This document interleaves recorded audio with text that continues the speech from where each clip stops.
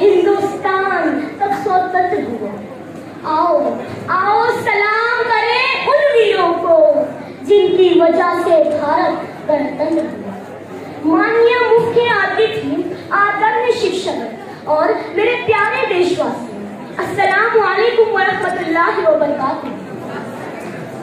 जैसा कि आप सभी जानते हैं कि 26 जनवरी को पूरे भारतवर्ष में गणतंत्र दिवस पूरे जोश और सम्मान के साथ मनाया जाता है। सबसे पहले मैं आप सभी को यह बताना चाहता हूँ कि गणतंत्र दिवस क्यों मनाया जाता है।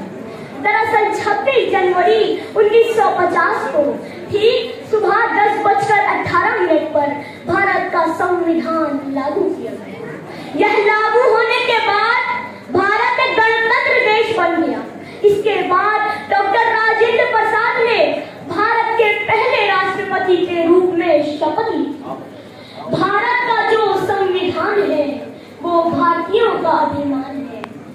भलाई का है जिसमें विधान, वो है भारत का संविधान। मैं नहीं जानता हिंदू और मुसलमान को, मैं नहीं जानता हिंदू और मुसलमान को, मैं तो सिर्फ मानता हूँ भारतीय संविधान को। साथियों, हमारे देश को स्वतंत्र और गणतंत्र बनाने के लिए कई स्वतंत्रता सेनानियों ने कड़ा संघर्ष किया, जिनमें महात्मा गांधी, पंडित जवाहरलाल नेहरू, नेताजी सुभाष चंद्र बोस, भगत सिंह, अशफाक उल्लाह खान, बेगम हजरत महल आदि लोग शामिल थे। यह संविधान ही है जो भारत के सभी धर्म और वर्ग के लोगों को जोड़े रखता है। यह दुनिया का सबसे बड़ा लिखित संविधान है जो 2 साल 11 महीने और 18 दिन में तैयार हुआ था।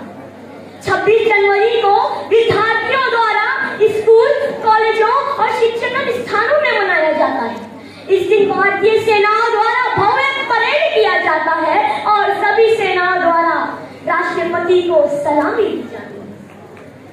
देश के विभिन्न राज्य भी खास झांकियों के माध्यम से अपनी संस्कृति, परंपरा और प्रगति को प्रदर्शित करते हैं। साथ ही हमारे प्रधानमंत्री इंडिया गेट के शहीद स्मारक पर जाकर शहीदों का अभिवादन करके उन्हें श्रद्धांजलि देते हैं।